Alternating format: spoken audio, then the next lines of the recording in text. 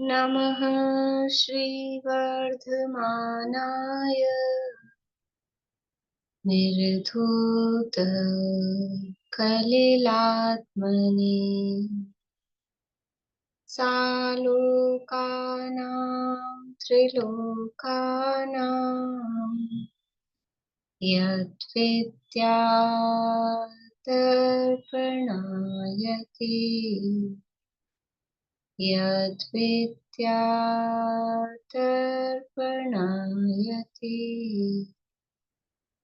सकल पाप मल प्रक्षालक श्रीवर्धमान को करूं नमन लोकालोक प्रकाशित करने जिनकी विद्या है दर्पण जिनकी विद्या है दर्पण।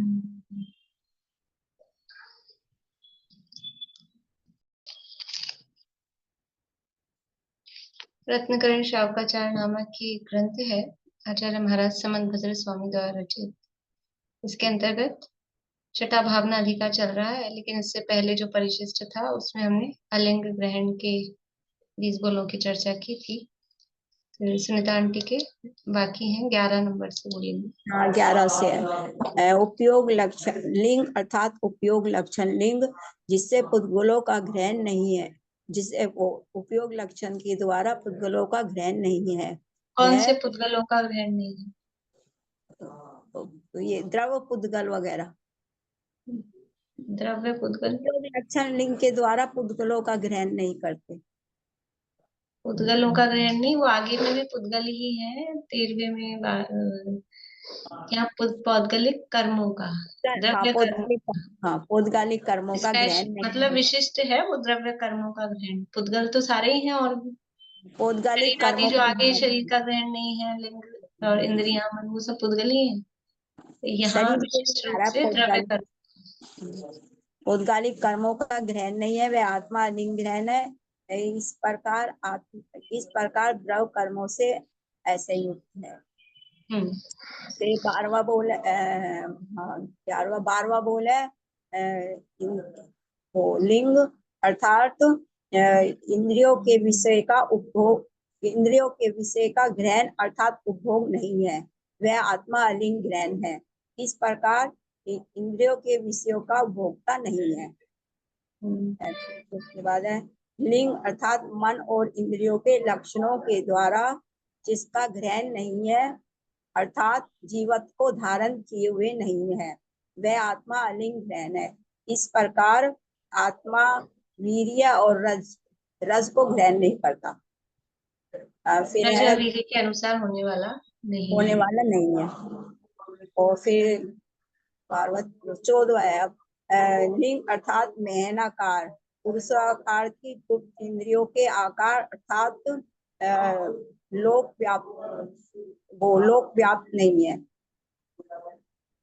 आकार का ग्रहण नहीं है। इसमें लोक व्याप्त आएगा? नहीं, इसमें नहीं आएगा, मेहनाकार में आएगा। उसका मतलब मेहनाकार पुरुष इंद्रियों के गुप्त इंद्रियों का आकार नहीं है, वह आत्मा अलिंग ग्रहण है। इस तरह इसी प्रकार लोक साधन मात्र नहीं है। फिर है लिंग अर्थात अमेहनाकार, अमेहनाकार का ग्रहण नहीं है, लोक व्याप्ति नहीं है, इसमें आएगा।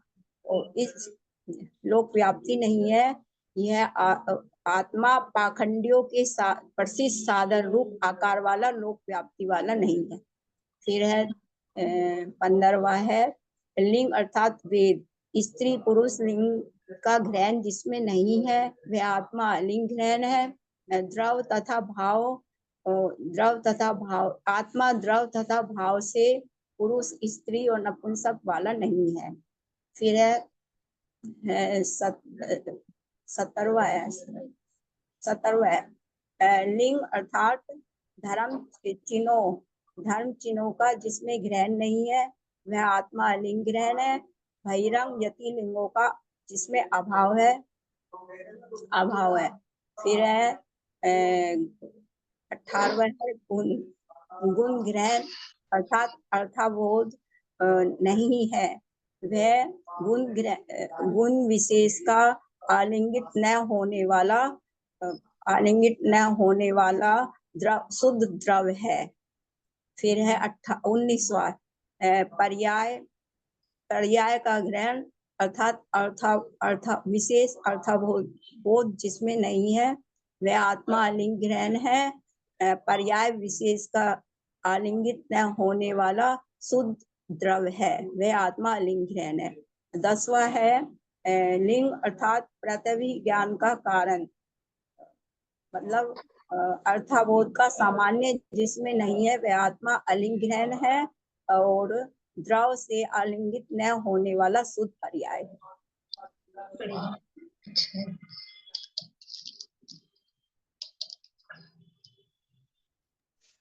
मैम शक्तियां का वो सुना दूं पद्यानुवाद? पूरा तो नहीं, कुछ 20-22 5 मिनट लगेगा मैम, 2 मिनट। आधा तो सुना। ठीक है।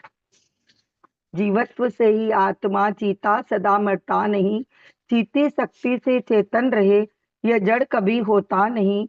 भेदो रहित सामान्य सत्ता नित दिखे दृश्य शक्ति से, हर वस्तु को सविशेष जाने ज्ञान शक्ति सदैव से। यह आत्मा सुख शक्ति से सुख रूप रहता सर्वदा, निज द्रव्य गुण पर्याय से निज वीर्य को रचता सदा। नहीं, निज द्रव्य गुण पर्याय से निज वीर्य को नहीं रचता है। यही द्रव्य गुण में पर्याय को निज वीर्य से, कहाँ को आएगा और कहाँ से आएगा? पता नहीं, मेरे को ऐसे ही याद किया हुआ, मेरा गलती हो गया, गलतियां। निज द्रव्य गुण पर्याय को निज वीर्य से रचता सदा, यही बोले ना? आपने पहले क्या बोला था? पहले मैं उल्टा बोली थी, पहले मैंने बोला था उल्टा, अब आपने इस तरह बोला तो इस तरह बोल दिया। निज द्रव्य गुण पर्याय को निज वीर्य से रचता सदा, इसका प्रताप न होए खंडित, अजब प्रभुता जीव की, सब गुण सभी में व्याप्त या आत्म शक्ति सदैव की। सब लोक और अलोक की सामान्य सत्ता देखता, हर द्रव्य गुण पर्याय को प्रत्यक्ष युगपत जानता। सब गेय झलके ज्ञान में ऐसी रहे नित स्वच्छता, नित स्वयं से स्वयं को प्रत्यक्ष कर आस्वाद्यता।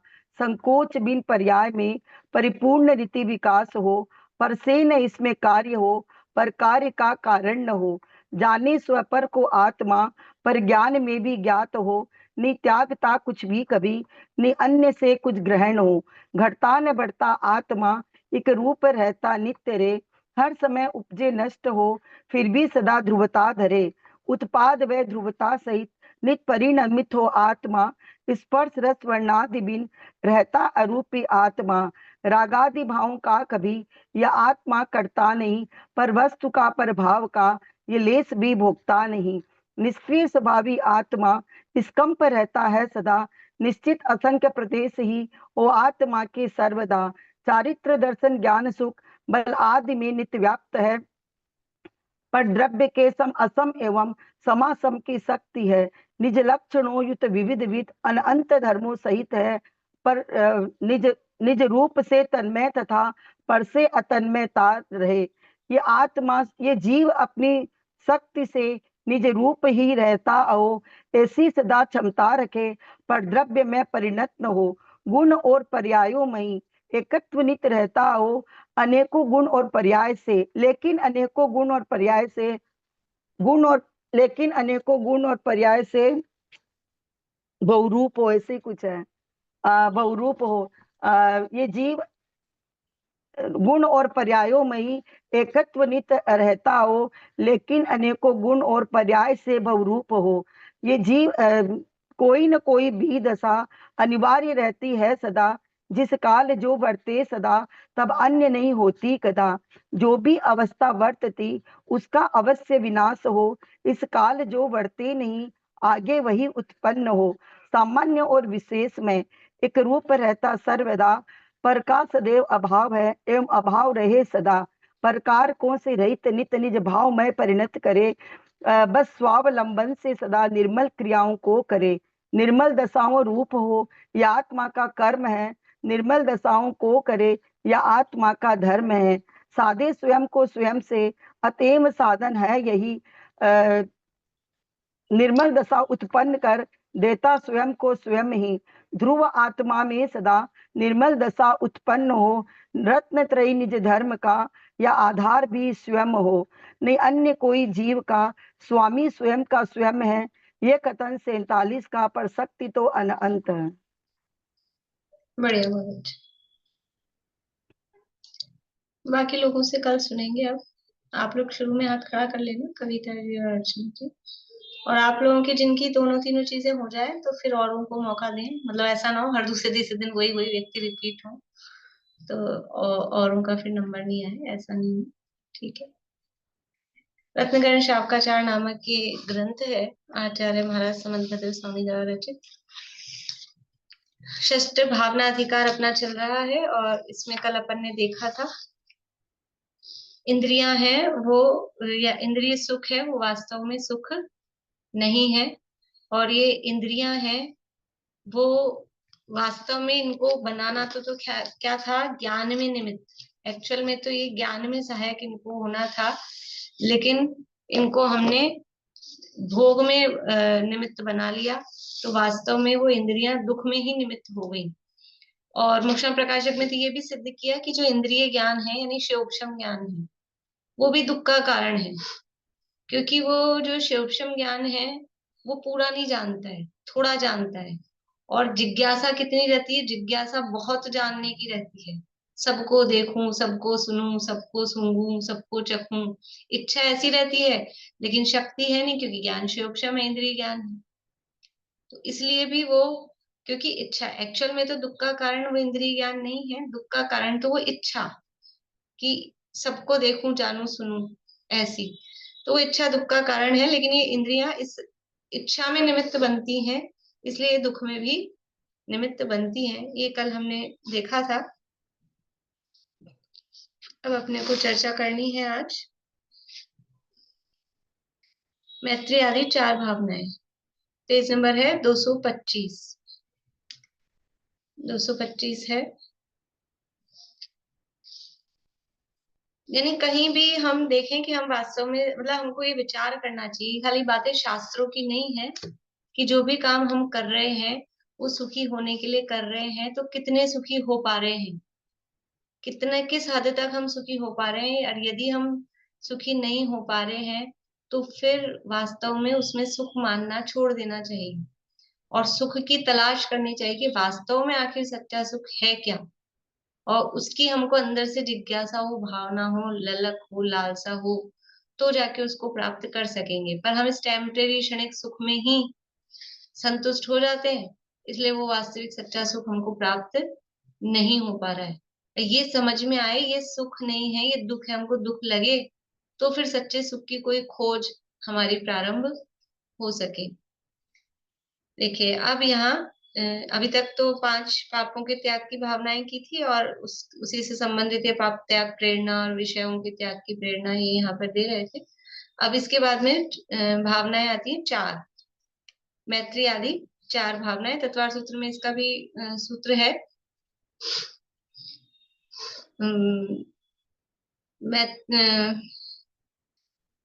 मैत्री प्रमोद कारुण्य माध्यस्थानी च सत्व गुणाधिक क्लेश माना विनेशु, ये 4 भावनाएं। और जो सामायिक पाठ में भी है, सत्वेषु मैत्रिम गुणेषु प्रमोदम क्लिष्टेषु जीवेषु कृपा परत्वम माध्यस्थ भावम विपरीत वृत्तौ सदा ममात्मा विदधातु देव। उन्हीं 4 भावनाओं की चर्चा यहाँ कर रहे हैं। अब श्रावक को मैत्री प्रमोद कारुण्य माध्यस्थ्य ये 4 भावनाएं भाने योग्य हैं, उन्हें कहते हैं। एक इंद्रिय आदि सभी प्राणियों में मैत्री भावना चाहिए कि किसी भी प्राणी को दुख उत्पन्न नहीं हो, ऐसी अभिलाषा रखना है मैत्री भावना है। सत्वेषु मैत्रीम कहा है, सब जीवों के प्रति मैत्री भाव। अपने इसमें भी आता है मेरी भावना में, मैत्री भाव जगत में मेरा सब जीवों से नित्य रहे, दीन दुखी जीवों पर मेरे उसे करुणा स्रोत बहे। ये 4 भावनाओं की चर्चा उसमें भी है। मैत्री भाव का क्या मतलब है? सब जीवों से, सब जीव का मतलब दुनिया में जितने भी जीव हैं, जीव कहाँ कहाँ हैं, कौन कौन है, कौन कौन है जीव? बोलिए रश्मि जी।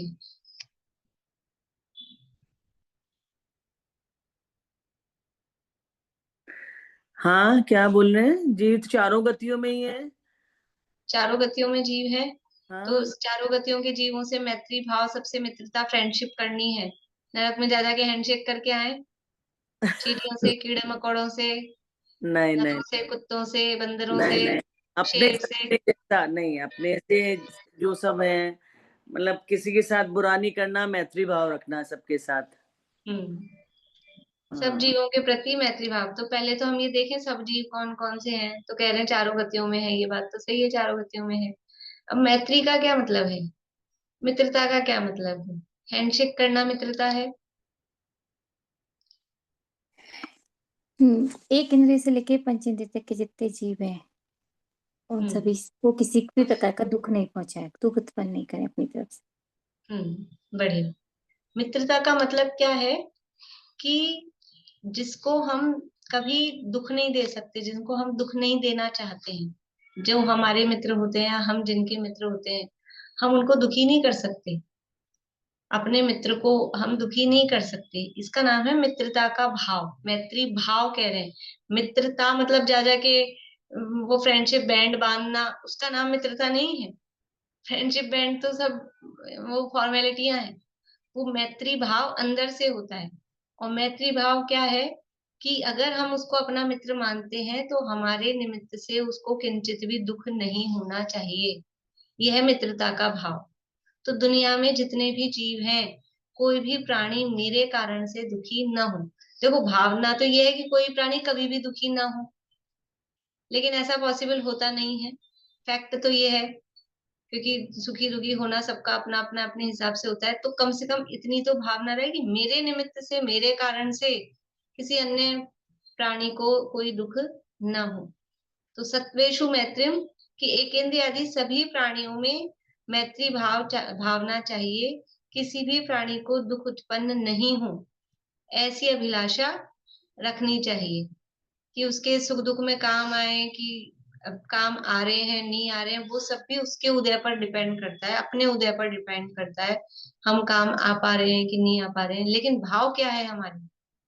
भाव ये है कि संसार में कोई भी प्राणी कभी भी दुखी न हो। इसका नाम है मैत्री भाव। ठीक है। जो सम्यक दर्शन, ज्ञान, चारित्र, तप इत्यादि में अधिकता लिए हों, उनमें प्रमोद भावना करना चाहिए। प्रमोद का अर्थ हर्ष, आनंद है।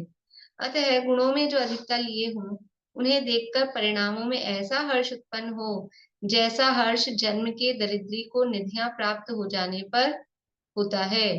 गुणवंतों को देखते ही हर्ष से रोमांच होना, मुख की प्रसन्नता से नेत्रों का प्रफुल्लित हो जाना, हृदय में आह्लाद से स्तुति के वचन, नाम, कीर्तन आदि द्वारा अंतरंग भक्ति का प्रकट करना, वह प्रमोद भावना है। प्रमोद का मतलब क्या है? अंदर से एक अलग प्रसन्नता, जो देखते ही जो अंदर हृदय में आती है। तो वो फिर समझ लो बॉडी लैंग्वेज में भी, यानी चेहरा खिल जाता है, आंखों से प्रसन्नता दिखती है, चेहरे से प्रसन्नता दिखती है। वो अंदर जो भाव उत्पन्न हो रहा है। तो जो अपने से गुणों में अधिक है, जो भी हमको गुणाधिक के दिखते हैं, हमको लगता है कि गुणवान है, उनको देखते ही अंदर से प्रमोद का भाव। गुणवान को देखते ही ईर्ष्या का भाव नहीं, प्रमोद, प्रसन्नता, अलग से एक खुशी कि ये गुणीजन है, विद्वान है। समझ लीजिए सब आ जाएंगे इसमें, अपने से जो भी गुणाधिक के हैं, तो आचार्य उपाध्याय साधु तक भी सब इसमें आ जाएंगे। उनको देखते ही एक प्रमोद का भाव। और कैसा? जैसे जन्म के दरिद्र को निधियां प्राप्त हो जाए, कोई इस तरह का गुणवान व्यक्ति हमको मिल जाए, तो जैसे मानो मिली या जैसे निधि हो। एक भक्ति में आता है ना, देखते ही धन्य हुए, मुनिराजों की भक्ति है, वितरागी संतों का ये बड़ा उपकार है उसमें। देखते ही धन्य हुए, मिली जैसे निधि हो, हाथ जोड़ शीश नमो ने बारंबार। तो ऐसा लगता है जैसे कोई निधियां मिल गई, खजाना मिल गया। गुणवंतों को देखते हर्ष से रोमान हो जाए, ये सब प्रमोद भावना कहलाती है। आगे है कारुण्य भावना। असाता वेदनी कर्म के उदय से रोग, दारिद्र आदि से पीड़ित जो दुखी प्राणी है तथा इंद्रियों से विकल, अंधा, बहरा, लूला तथा अनाथ, विदेशी, अत्यंत वृद्ध, बालक, विधवा इत्यादि दुखित प्राणियों का दुख मिटने का उपाय करने का अभिप्राय वह कारुण्य भावना है। कारुण्य क्लस्टेषु जीवेषु कृपा परत्वम, मतलब जो दुखी जीव हैं, दुखों के प्रति अगर दुखी है तो दुखी क्यों है, तो यहाँ लिखा है असाता वेदनी कर्म के उदय से। दुख जो उत्पन्न हो रहा है वो असाता वेदनी कर्म के उदय से उत्पन्न होता है। और वो दुख भी अलग अलग टाइप से, कि कोई रोगी है, कोई दरिद्री है, कोई इंद्रियों से अंधा बहरा लूला है, कोई अनाथ है, कोई जिसका घर परिवार वाला कोई नहीं है, कोई विदेशी है, परदेश में आया है, अब वहां तकलीफ पा रहा है, या कोई अत्यंत वृद्ध है, बालक है, विधवा है। ये सब दुख के अलग अलग टाइप्स हैं। तो इस तरह से दुखी जीवों को देखकर उनके दुख मिटने का उपाय करना करुणा करके। देखो जो गुणाधिक्य हैं उन पे करुणा नहीं, गुणाधिक्य की अगर कुछ सेवा शुश्रूषा कर रहे हैं वो भक्ति भाव बहुमान पूर्वक, वो है प्रमोद भाव पूर्वक। और कोई दीन दुखी अपने से हीन है, नीचे है, कुछ इस तरह के हैं, अथवा और भी हो, कोई बड़े बुजुर्ग भी हो, लेकिन गुणाधिक्य, गुणों की कोई विशेषता नहीं हो, लेकिन सामान्य रूप से वो दुखी है, तो उनकी सहायता मदद यथा योग्य करना, वो है करना। अकेला करे भले ना करे, लेकिन ये तो भावना है।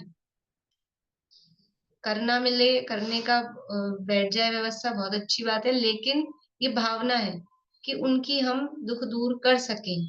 भावना की बात चल रही है ना, अंदर हमेशा ऐसी भावना रहे कि संसार में किसी भी दीन दुखी को देखकर कि इसकी हम मदद कर सकें। तो देखो यहाँ पे भी देखो शब्द ये लिखे हैं, उनका दुख मिटने का उपाय करने का अभिप्राय। अंदर में ये अभिप्राय भावना हो कि भी हम इनका दुख मिट सकें। अब बात वही है, मिट पा रहे हैं नहीं मिट पा रहे हैं वो सब थोड़ा उदयाधीन है। अपने भी उस तरह के कर्मोदय हो और सामने वाले की भी इस तरह के दुख दूर उसका हो, ऐसा उसका भी उदय हो, तो वो व्यवस्था होना वो अलग बात है। लेकिन एक भावना कि हम उनका दुख दूर कर सकें या ये दुखी ना हो, ऐसी भावना, वो कारुण्य भावना, करुणा बुद्धि पूर्वक। फिर है माध्यस्थ भावना। तो दुनिया में 4 तरह के ही जीव हैं, इसलिए 4 तरह की भावना बताइए। एक तो कॉमन है मैत्री भावना। पहली भावना तो कॉमन है, कोई भी हो, चाहे गुणाधिक्य हो, चाहे दीन दुखी हो, चाहे दुष्ट हो, सबके प्रति सामान्य रूप से तो मैत्री भावना है कि कोई भी दुखी ना हो। लेकिन अब उनमें फिर कैटेगरी की कि जो गुणाधिक्य हैं उनमें विशेष प्रमोद के भाव सहित, जो दुखी हैं उनमें करुणा बुद्धि पूर्वक, और जो दुष्ट हैं, दुष्ट है का मतलब कि ना तो दीन दुखी है ना गुणाधिक्य है, लेकिन अपने से एंटी रहते हैं, सब लोग विपरीत बुद्धि वाले हैं। हमारे विचार उनके विचार मिलते नहीं है, हमारे विचार उनके विचार क्या, कि समझ लो जिनवाणी से उनके विरुद्ध विचार है, ऐसा कह सकते हैं। वस्तु स्वरूप से विपरीत उनके विचार हैं। इस तरह की यदि परिणति है तो उनके प्रति कैसे भाव रखें कि माध्यस्थ। माध्यस्थ मतलब न उनसे राग करो न उनसे द्वेष करो। तो राग तो अपने आप ही नहीं आएगा ऐसे जीवों को देख के, तो चला के राग उत्पन्न होगा नहीं। द्वेष का भाव आ सकता है तो द्वेष भी मत करो, माध्यस्थ भाव रहो, जो है जैसा है। वो यहाँ कह रहे हैं जो धर्म रहित, तीव्र कषाई, हठग्राही, उपदेश देने के अयोग्य, विपरीत ज्ञानी, धर्मद्रोही, दुष्ट अभिप्रायी, निर्दयी हैं, उनमें राग द्वेष के अभाव रूप रहना वह माध्यस्थ भावना है। जो धर्म रहित है, धर्म सुनते समझते हैं नहीं, धर्म का पालन करते नहीं, धर्म को स्वीकार करते नहीं है, ऐसे हैं। तीव्र कषाई हैं, जिद्दी हैं, वो उपदेश देने के अयोग्य। हर किसी व्यक्ति को उपदेश नहीं दिया जाता है, उपदेश भी पात्रता देख के दिया जाता है। तो ऐसे व्यक्ति को उपदेश भी नहीं दे सकते हैं। उल्टे हैं, विपरीत ज्ञानी हैं, धर्म के द्रोही हैं, दुष्ट अभिप्राय रखते हैं, दया नहीं है। तो अब उनसे क्या करें कि उनके प्रति तो अपन द्वेष भाव रखें ना, उनके प्रति तो द्वेष भाव रखें, या फिर उनके पे जाके हम करुणा बुद्धि पूर्वक कुछ करें कि उनकी ज्यादा दया करने जाओगे तो वो और उल्टे पड़ेंगे आके। और अगर गलत काम कर रहे हैं और उनकी ज्यादा सहायता करी अपन ने, तो वो समझ लो अनुमोदना का भी दोष लगेगा। तो ऐसे जीवों के प्रति, हाँ, यदि वो ऐसा व्यक्ति भी कुछ रोगी है, घायल है, तो उस पे करुणा यथा योग्य अपने भाव पूर्वक की जा सकती है। लेकिन सामान्य रूप से अगर कोई दुष्ट है, इस तरह का है, तो उससे न्यूट्रल, न राग करना न द्वेष रखना, सामान्य से उसके साथ रहना, ये है माध्यस्थ भावना। तो उनमें राग द्वेष के अभाव रूप रहना, उनके संबंध में कहो अंदर में किसी प्रकार का कोई विकार भाव नहीं लाना, वो माध्यस्थ भावना है। सभी प्राणियों के दुख का अभाव चाहना, वह मैत्री भावना है। गुणों में जो अधिक हो उन पुरुषों को देखकर सुनकर हर्ष होना, वह प्रमोद भावना है। दुखित जीवों को देखकर उपकार करने की बुद्धि हो जाना, वह कारुण्य भावना है। हठग्राही, निर्दयी, अभिमानी आदि में राग द्वेष रहित रहना, वह माध्यस्थ भावना है। इस प्रकार धर्म के धारक श्रावकों को मैत्री आदि 4 भावना भाने योग्य है। ये चारों भावनाएं निरंतर, इसलिए सामायिक पाठ में दिया है, सबसे पहला ही श्लोक है, प्रेम भाव हो सब जीवों में, गुणी जनों में हर्ष प्रभु, करुणा स्रोत बहे दुखियों पर, दुर्जन में मध्यस्थ विभु। तो चाहे हिंदी वाला पढ़े, चाहे संस्कृत वाला पढ़े, चाहे मेरी भावना पढ़े, ये भावनाएं तो भाने योग्य ही है निरंतर ही। तो जो भावनाएं, मतलब ये तो सामान्य व्रती श्रावक को तो भाने योग्य है ही, सामान्य जो भी गृहस्थ हैं, जैन नामधारी हैं अथवा जैन नहीं भी हो, कोई भी मतलब जनरल मनुष्य कोई जीव है, उसको ये भावनाएं भाने योग्य है। और क्या भावना भाने योग्य, तो ये जगत और काय का स्वरूप, ये भी भावना का मतलब है वो विचार करने योग्य है। तो वही तत्वार्थ सूत्र में आगे सूत्र दिया है, जगत काय स्वभावो वा संवेग वैराग्यार्थम, है ना, 7वें अध्याय में दिए हैं ये सब। तो जगत और काय का, यानी संसार और शरीर का स्वरूप, गृहस्थों को जगत का स्वभाव व काय का स्वभाव भी चिंतन करने योग्य है। जगत का स्वभाव चिंतन करने से संसार परिभ्रमण से भय लगने लगता है, तथा शरीर का स्वभाव चिंतन करने से शरीर से राग भाव का अभाव होता है। क्यों जगत और काय के स्वरूप का विचार क्यों करना? क्योंकि हमको इस संसार में परिभ्रमण चल रहा है अनादिकाल से, तो इन संसार से छूटना है कि नहीं छूटना है, तो पहले उसका स्वरूप देखना पड़ेगा। छूटेंगे कैसे, कि उसका एक्चुअल स्वरूप पता लगेगा तो उससे छूटेंगे। ऐसे ही शरीर में एकत्व ममत्व बुद्धि जमी हुई है, तो शरीर में इतना राग है, इस शरीर का स्वरूप समझ में आ जाए।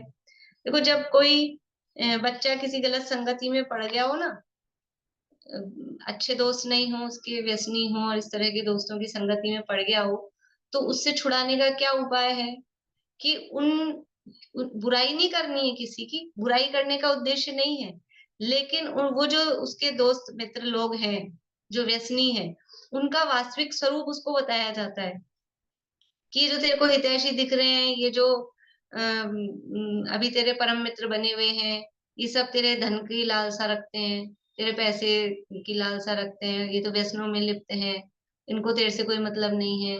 इस तरह से उनकी ये उनका एक्चुअल स्वरूप वो दिखाया जाता है, तो व्यक्ति लड़का उनसे विरक्त होता है कि हाँ वास्तविकता तो यही है, इनको मेरे से मतलब नहीं, इनको तो पैसे से मतलब है। ऐसे ही संसार में हम रच पच रहे हैं, संसार में सुख मान रहे हैं, जबकि संसार में दुख ही दुख है, परिभ्रमण का दुख है, और शरीर में रच पच रहे हैं। तो इसलिए इनका यदि स्वरूप विचार करते हैं तो इनसे विरक्ति आती है। विरक्ति आती है तो फिर क्या करेंगे? देखो विरक्ति कहीं से हटता है जीव, कब हटता है? कि उसको लगने को कहीं चाहिए, तो कहीं लगता है तो कहीं से हटता है, या कहो कहीं से हटता है तो कहीं लगता है। तो जब वहां से विरक्ति आती है तो फिर आत्मा में रुचता है, आत्मा का स्वरूप समझ में आता है। इसलिए ये 2 भावनाएं, ये जगत का है स्वभावो व संवेग वैराग्यार्थम, वैराग्य के लिए और संवेग के लिए, आत्मा की अनुरक्ति और संसार शरीर भोगों से विरक्ति, ये भावनाएं भाई जाती है। देखिए आगे, संसार का स्वरूप 226 पेज। यह जगत लोक कहलाता है, वह अनादि निधन है। अर्ध मृदंग के ऊपर एक मृदंग रख देने से 1.5 मृदंग जैसे आकार वाला यह लोक है। ख्याल है सभी को? अधोलोक की रचना जो मृदंग ऐसे ढोलक टाइप की जो होती थोड़ी मृदंग, उसको आधा किया तो उल्टा आधा मृदंग रखा, तो नीचे का अधोलोक का जो ऐसा चित्र है, ग्लास समझ लो, अपन ने ग्लास का उदाहरण भी देखा, तो एक ग्लास सीधा रखा है वो आधे मृदंग के समान, और उसके ऊपर फिर एक पूरा मृदंग रखा, तो वो सीधा नहीं, सॉरी, उल्टा ग्लास रखा, और उसके ऊपर फिर एक सीधा ग्लास रखा और फिर एक उल्टा ग्लास रखा, तो त्रिशराव संपुटाकार, या फिर 1.5 मृदंग, या फिर जो पुरुषाकार, कमर पर हाथ रखे हुए, पैर फैलाकर खड़े हुए पुरुष के आकार, इस तरह का ये आकार वाला लोक है। 14 राजू ऊंचा है, दक्षिण उत्तर सर्वत्र 7 राजू चौड़ा है। ख्याल में आ रहा है ना सबको? मैं ज्यादा समझा नहीं रही हूँ, अभी अपने चलाई है, कार्तिक अनुप्रेक्षा में पढ़ा था, तत्वार सूत्र में पढ़ा है। पूर्व पश्चिम में सबसे नीचे, देखो जो दक्षिण उत्तर मतलब जो उसकी डेप्थ है, मोटाई है, वो सर्वत्र 7 राजू है, ऊंचाई 14 राजू बता दी। अब पूर्व पश्चिम बता रहे हैं, सबसे नीचे 7 राजू चौड़ा है, फिर ऊपर की ओर क्रम से घटता हुआ 7 राजू की ऊंचाई तक जाकर मध्यलोक पे पहुंचे तो 1 राजू चौड़ा रह गया है। फिर ऊपर की ओर क्रम से बढ़ता हुआ 3.5 राजू की ऊंचाई, जो ब्रह्म स्वर्ग के पैरेलल में आती है, वहां तक पहुंचकर फिर 5 राजू चौड़ा हो गया है, और फिर उसके आगे क्रम से घटता हुआ 3.5 राजू की ऊंचाई तक गया, जहां लोक का अंत है वहां पर 1 राजू चौड़ा है। इस प्रकार पूर्व पश्चिम क्रम से घटती बढ़ती घटती चौड़ाई जाननी, ऐसे आकार वाले लोक के 1 राजू चौड़े, 1 राजू लंबे, 1 राजू ऊंचे खंडों की कल्पना करें तो कुल 343 खंड होते हैं, यानी 343 घन राजू ये लोक का क्षेत्रफल है। ये मतलब 343 घन राजू का मतलब क्या है कि 1 राजू लंबे चौड़े ऊंचे, अगर उसके पार्ट्स निकाले जाएं पूरे लोक के तो कितने निकलेंगे? 343, 343। बोलिए आंटी। ब्रह्म स्वर्ग का एरिया ज्यादा है नहीं नहीं और नहीं, स्वर्ग एरिया तो वो एक नाल, एक राजू लंबी चौड़ी जो त्रस नाली है ना, उतने में ही है, लेकिन उसके पैरेलल, मैंने इसलिए शब्द बोला उसके पैरेलल, उसके पैरेलल जाएंगे तो वो वहां चौड़ाई आती है उतनी। वो अच्छा तो एक त्रस नाली में ही है, स्वर्ग जो भी है वो तो सब त्रस नाली में ही है। ये भावनाएं ऐसी है कि ये तो बिना अनुव्रत वाला धारी भी भावना चाहिए, ये तो सब हाँ भावना है, हाँ, सबके लिए, ये तो मतलब सब वो तो भावनाएं भावना ऐसी। ही है। एक्चुअल में ये जो बताया जा रहा है ना अभी, जैसे समाधि तंत्र में भी चल रहा है कि वो जो अंतरात्मा है या जो यहाँ अनुव्रतधारी है, वो तो ये भावना भाते ही हैं, उनका तो समझ लो मस्त है। जीवनचर्या ही ऐसी है। लेकिन अब जो उसको फॉलो करना चाहते हैं, मतलब जो उस रूप बनना चाहते हैं, उसके लिए भी ये सब कार्यकारी है, उसको भी यही करने योग्य है, उसको भी यही हाँ, भावना होती है। जैसे अनुव्रत धारण भी नहीं करे तो ये भावनाएं तो सब कर हाँ, ही सकते हैं। बिल्कुल बिल्कुल। ये तो सामान्य, इसलिए मैंने कहा ना, कोई जैन ही अकेला नहीं, तो अन्य मती भी हो और मानव अंध मानव कषाई हो। ये मनुष्यता है। हाँ, तो ये भावनाएं तो सामान्य सी है, मतलब अ, ऐसा इसमें कोई धार्मिक पर्टिकुलर धर्म विशेष वाली बात नहीं, और इसी तरह के भाव वो रहने चाहिए। और इससे क्या है कि इन भावनाओं से मतलब, अब वहां जो अपन बिना धार्मिक भावना से अगर ऐसी भावनाएं मंदकषाय पूर्वक कर रहे हैं तो वो सामान्य है, और हम अपने को जीव समझकर, देखो अंतर है वो दोनों में, कि मैं जीव हूं और जैसे मुझे सुख दुख की अनुभूति होती है वैसे सब जीवों को सुख दुख की अनुभूति होती है, जैसे मैं ज्ञान स्वभावी हूँ वैसे सभी जीव ज्ञान स्वभावी हैं। ऐसे अपना स्वरूप जानकर, छह द्रव्यों का और जीव का विशेष रूप से स्वरूप जानकर, और फिर ये जो भावनाएं भाता है, तो उस भावनाओं में वो विशेषता अलग है। और एक सामान्य रूप से सब सुखी हो तो वो एक सामान्य मंद कषाय वाला भाव है, वो अलग है। लेकिन यहाँ तो जो व्रती की तरफ से बात चल रही है, तो व्रती ने क्योंकि अपने को चैतन्य स्वरूप जाना है, इसलिए उसकी जो ये भावनाएं आती है, सत्वेषु मैत्रियम और गुणेषु प्रमोदम, वो अंदर से वास्तविक आती है। अब हमको भी व्रति या सम्यक दृष्टि या आगे बढ़ना है मोक्ष मार्ग में, तो वो जो भावना भा रहे हैं, वो जैसे विचार कर रहे हैं, उसी विचारों को हमको अपनाना चाहिए, इसलिए यहाँ पर बताया जा रहा है। मतलब ये उनकी द्वारा ही भारे जाने योग्य है ऐसा नहीं। इसलिए जब ये अनुव्रत आदि की भी चर्चा करते हैं, तो वो अनुव्रत भले ही हम उस रूप में नहीं लें, लेकिन जितना जितना अपने जीवन में पॉसिबल हो सकता है जिस रूप में, उतना तो फॉलो कर ही सकते हैं। जैसे ईर्या समिति का पालन है, तो ईर्या समिति का पालन बस मुनिराज ही उन्हीं का कहा है। ईर्या समिति तो मुनिराज पालते हैं, अपने को तो जरूरत है नहीं। तो हम क्या करें, हम तो ऊंचा मुंह करके चले आराम से। कि अगर हमें भी भावना है कि आगे मुनि बनना है, मुक्ति मार्ग में चलना है, तो भले ही हमारी नियम रूप ईर्या समिति नहीं हो, लेकिन चलना तो हमको भी नीचे जमीन देख के ही है ना। जीवों की रक्षा का अभिप्राय हमको भी होना ही चाहिए। तो यथा योग्य हमको भी अपने जीवन में ये चीजें फॉलो करनी होगी।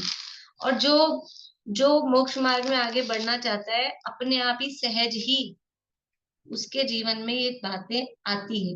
मतलब ये कही है इसलिए लानी है, ऐसा नहीं है।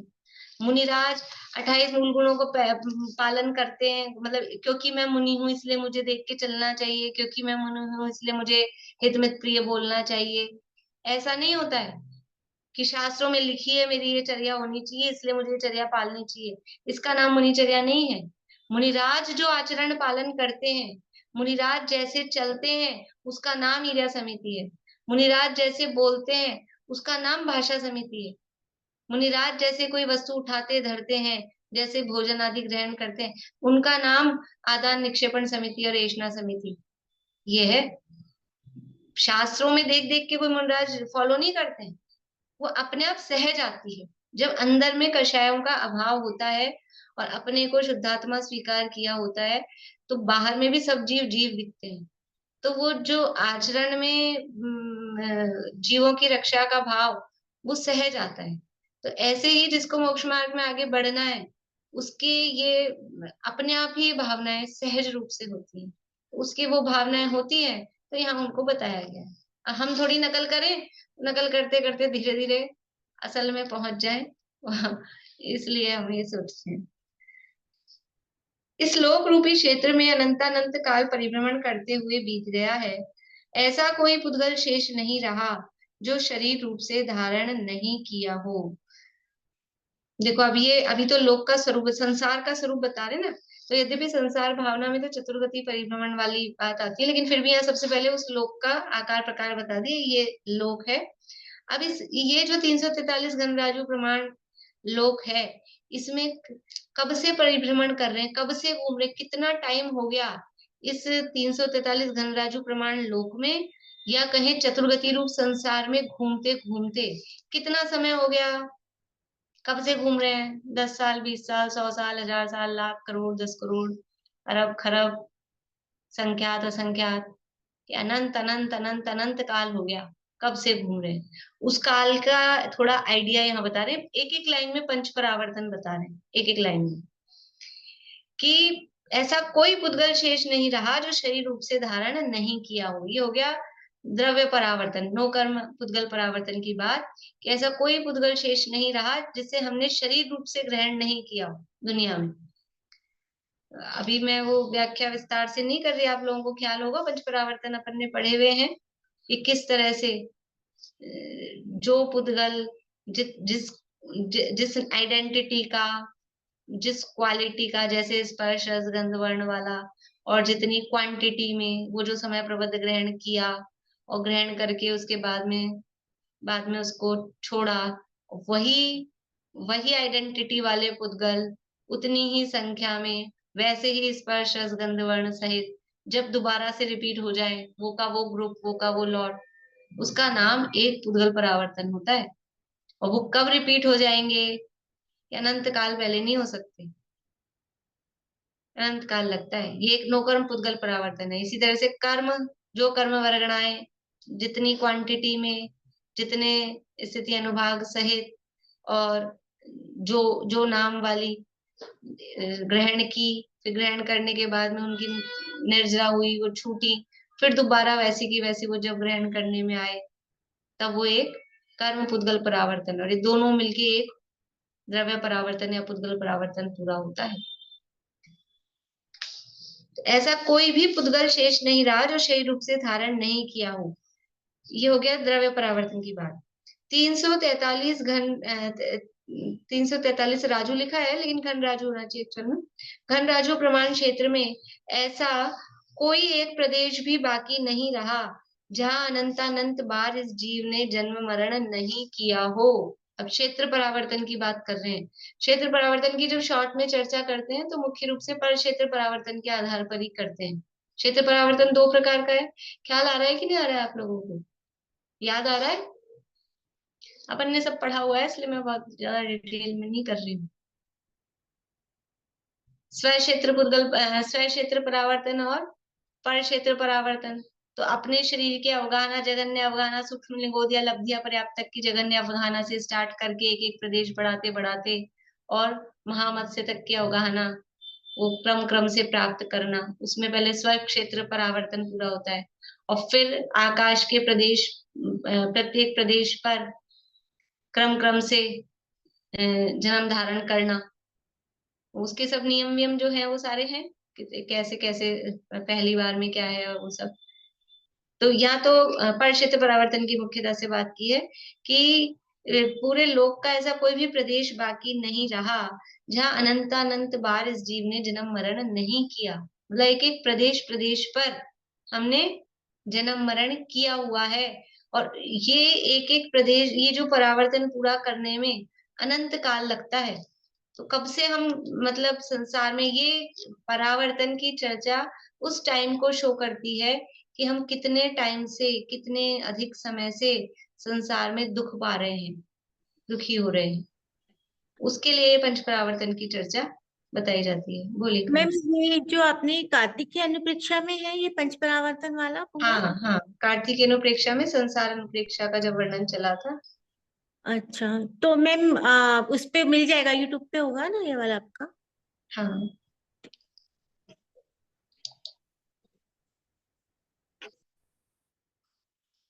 बोलिए काजल जी।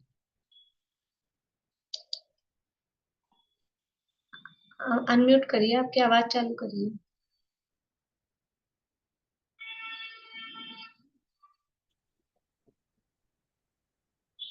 बोलिए। सॉरी, क्या कर रही है? कुछ पूछना है आपको? नहीं।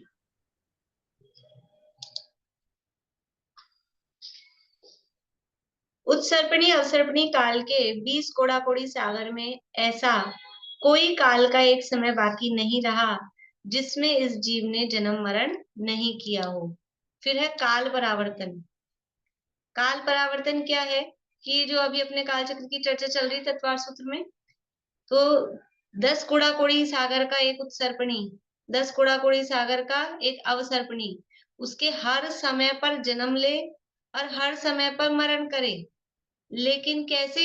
कि क्रम से, कि उत्सर्पणी काल के, समझ लो उत्सर्पणी से शुरू होता है ना काल चक्र, उत्सर्पणी काल के पहले समय पर जन्म लिया किसी जीव ने, अब दोबारा जब वो जन्म कब लेगा कि उत्सर्पणी काल के दूसरे समय पर जन्म लेगा, तब उसका ये मतलब दूसरा हुआ।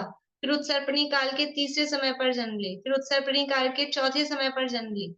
तो आप ये बताओ कि उत्सर्पणी काल के पहले समय पर किसी जीव ने जन्म लिया, तो अब जब नेक्स्ट वो जन्म लेगा तो उत्सर्पणी काल के दूसरे समय पर ले सकेगा। नेक्स्ट वो भाव, अगला ही भाव उत्सर्पणी काल के दूसरे समय पे ले सकेगा, हाँ कि ना? जल्दी बताइए, समय हो गया। कुछ लोग हाँ भी कर रहे हैं, बाकी लोग ना भी कर रहे हैं।